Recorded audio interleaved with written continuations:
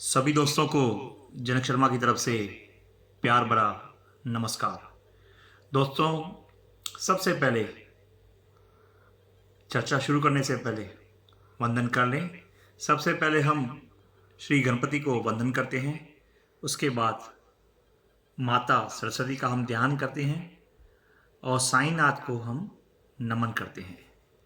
दोस्तों, जैसे कि कल हमने 8वें भाव तक किया था। दोस्तों, इन इनको भाव भी कहा जाता है।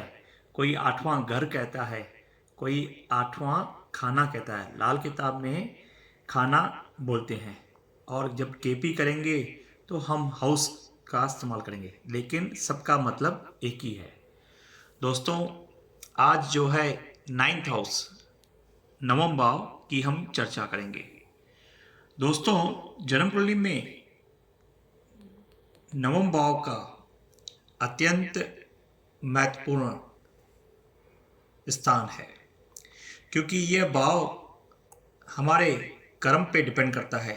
इसमें यह ज्ञात होता है कि व्यक्ति जीवन में क्या कार्य करेगा, इसके भरण पोषण का आधार क्या होगा, यह व्यक्ति नौकरी करेगा कि व्यापार, इसके जीवन में कौन सा कार्य ज़्यादा उपयोगी होगा तथा किस प्रकार के कार्य से यह जीवन में उन्नति कर सकता है, ये भाव से इसका ज्ञान हो सकता है।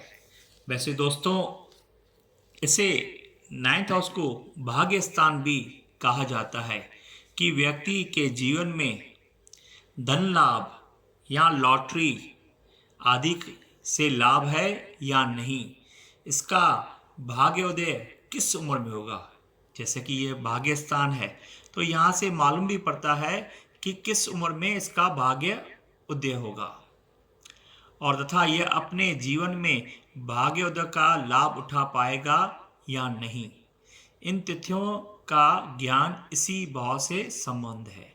दोस्तों, दूसरा 9th हाउस से हम इस भाव से हम धार्मिक कार्यों का आभास भी हमें मिलता है कि यह व्यक्ति जीवन में धार्मिक कार्य करेगा कि नहीं करेगा, इसके जीवन में तीर्थ यात्रा कितनी और कब कब लिखी है, यह धार्मिक व्यक्ति बनेगा या आस्तिक बनेगा या नास्तिक बनेगा, यह धर्म के क्षेत्र में, समाज सेवा के क्षेत्र में, धार्मिक कार्य में श्रेष्ठ या कितना सम्मान अर्जित करेगा या नहीं करेगा, इसका ज्ञान इसी भाव से किया जाता है। दोस्तों, 9th हाउस के बाद दशम, ये हमारा कर्म का स्थान है। दशम भाव से यह ज्ञात होता है कि इसके पिता की आयु कितनी है।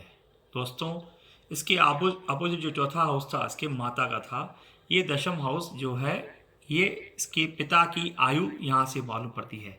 कुछ विद्वान जो है पिता को नवम स्थान से देखते हैं और जीवन में दशम हाउस से जीवन में पिता का सुख मिलेगा या नहीं, यह जीवन में पिता से ज़्यादा उन्नति करेगा या कम, तथा इसके पिता इसके साथ संबंध किस प्रकार रहेंगे और इसका ज्ञान इस भाव से किया जाता है।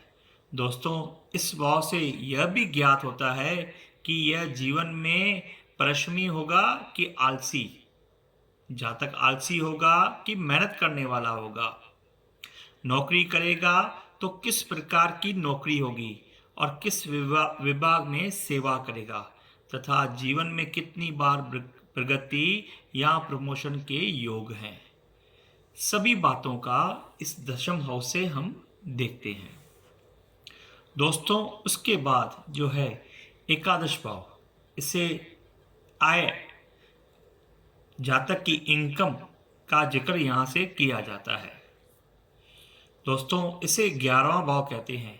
इससे यह स्पष्ट होता है कि इस व्यक्ति के जीवन में आय के स्रोत मतलब इनकम के स्रोत किस प्रकार के होंगे और यह बेईमानी से धन अर्जित करेगा कि ईमानदारी से, यह अपने जीवन में आय की दृष्टि में कितना महत्वपूर्ण व्यक्ति बन सकेगा, इन सब का ज्ञान इस भाव से संभव है।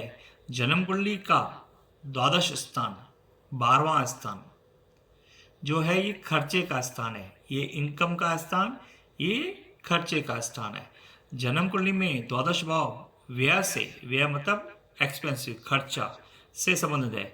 इससे यह स्पष्ट होता है कि यह व्यक्ति धन लाभ करेगा कि जरूरत से ज्यादा व्यय करने वाला होगा। यह किस प्रकार के कार्यों पर ज्यादा खर्च करेगा, मतलब धर्म कार्य में करता है या दूसरी बातों में खर्च करता है, ये इससे मालूम पड़ता है। इसके जीवन में आय की अपेक्षा से, मतलब इनकम से ज़्यादा खर्चा है कि इनकम ज़्यादा है, ये भाव से हमें मालूम पड़ता है। और इस भाव से हम विदेश यात्रा भी देखते हैं दोस्तों, कि ये जीवन में विदेश में रहेगा कि स्वदेश में, जीवन में कब कब कितने समय की विदेश यात्रा होगी और विदेश यात्राओं से इन्हें लाभ होगा कि हानि होगी, यहाँ ये बाहर रहेगा कि यहाँ अपने स्वदेश में रहेगा।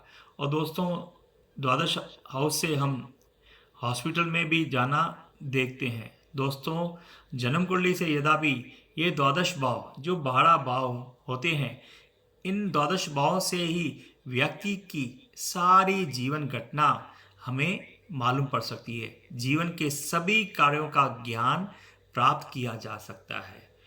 ओम साई राम।